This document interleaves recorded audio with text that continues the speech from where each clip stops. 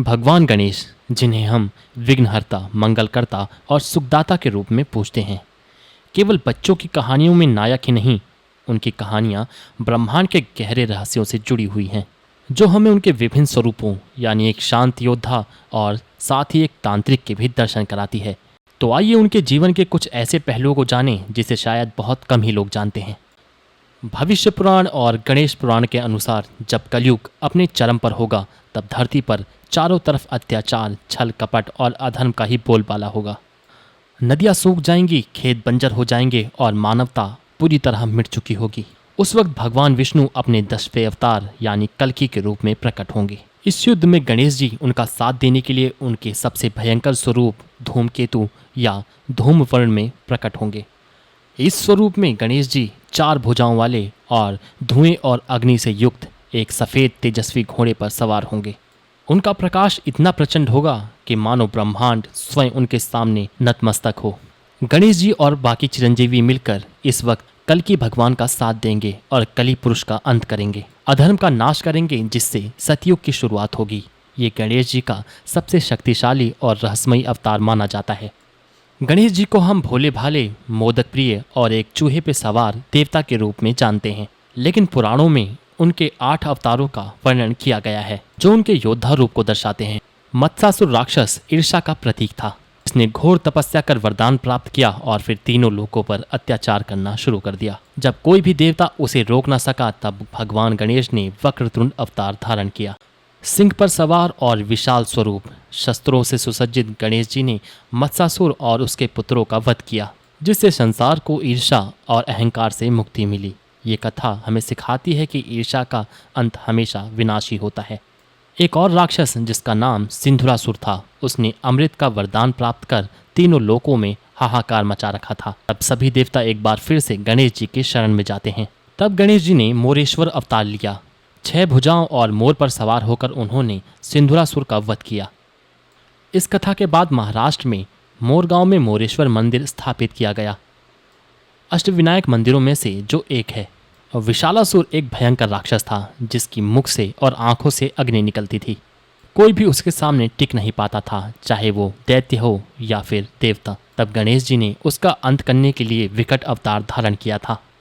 अपने विशाल स्वरूप में उन्होंने विशालासुर को युद्ध के लिए ललकारा। जब राक्षस ने अग्नि उगली तो गणेश जी ने उसे निगल लिया, जिस अग्नि से उनका पेट बुरी तरह जलने लगा। तब देवताओं ने उन्हें दूर्वा घास अर्पित की, जिससे उनकी पीड़ा शांत हुई। तभी से गणेश पूजा में दूर्वा घास चढ़ाने की परंपरा शुरू हुई। आयुर्वेद में भी दूर्वा घास को औषधीय पौधा माना जाता है, जिसमें एंटी इन्फ्लेमेटरी गुण होते हैं, जो पेट की जलन और पाचन समस्याओं को ठीक करता है। ये कथा न केवल पौराणिक है, बल्कि वैज्ञानिक सत्य भी दर्शाती है। शिव पुराण के अनुसार माता पार्वती ने कैलाश पर्वत पर अपने शरीर की उपटन और हल्दी से एक पुतला बनाया, जिसके अंदर उन्होंने प्राण डाले और उन्हें गणेश जी का नाम दिया था। माता पार्वती जब नहा रही थी तो गणेश जी पहरेदारी कर रहे थे। जब शिव जी महल के अंदर प्रवेश करना चाहते थे, तब गणेश जी ने उन्हें रोका। क्रोधित होकर शिव जी ने अपने त्रिशूल से गणेश जी का सर काट दिया। माता पार्वती के विलाप और क्रोध को देखकर शिव जी ने अपने गणों को उत्तर दिशा में पहला प्राणी जो मिले उसका सिर लाने का आदेश दिया। तब उन्हें पहला जीव हाथी का बच्चा मिला।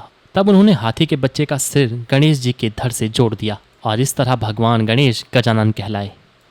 गणेश जी को एक दंत नाम से भी जाना जाता है। गणेश जी को एक दंत कहे जाने के पीछे 2 प्रमुख कहानियां हैं, जिसमें पहली कथा है परशुराम जी से युद्ध। भगवान परशुराम, जो कि विष्णु के अवतार हैं, कैलाश पर वे शिव जी से मिलने आए। उस समय गणेश जी ने उन्हें रोक लिया। क्रोधित हो परशुराम ने अपने फरसे से, जो कि उन्हें शिव जी से प्राप्त था, उससे गणेश जी पर हमला किया, जिसे गणेश जी ने सम्मान के लिए अपने दांतों पर ले लिया। इससे उनका एक दांत टूट गया। वहीं दूसरी कथा के अनुसार महर्षि वेदव्यास महाभारत लिखने के लिए गणेश जी को बुलाते हैं। गणेश जी ने एक शर्त रखी कि वो बिना रुके इस महाभारत को लिखेंगे। लेकिन जब उनकी मोरपंख की कलम बार बार टूटने लगी तो उन्होंने अपना एक दांत तोड़ लिया और उससे संपूर्ण महाभारत लिखी। यह ग्रंथ पंचम वेद कहलाता है। दोस्तों, क्या आप जानते हैं कि गणेश चतुर्थी के दिन चंद्रमा को क्यों देखने से मना किया जाता है? गणेश चतुर्थी की रात को चंद्रमा को ना देखने की कथा गणेश पुराण में मिलती है। एक बार चंद्रदेव ने गणेश जी को मोटा पेट और चूहे पर सवारी देखकर उनका उपहास किया। जिससे क्रोधित होकर गणेश जी ने उन्हें एक श्राप दिया कि गणेश चतुर्थी की रात जो कोई भी चंद्रमा को देखेगा उसे मिथ्या दोष लगेगा। जिसके बाद चंद्रदेव ने गणेश जी से क्षमा मांगते हुए उन्हें माफ़ करने की प्रार्थना की। जिसके बाद गणेश जी ने उन्हें माफ़ करते हुए कहा कि उसे दोष तो लगेगा, लेकिन गणेश पूजा करने से ये दोष मिट जाएगा। गणेश पूजा में तुलसी का उपयोग भी वर्जित है। एक कथा के अनुसार तुलसी देवी ने गणेश जी का तेजस्वी रूप देखकर उन्हें विवाह का प्रस्ताव दिया।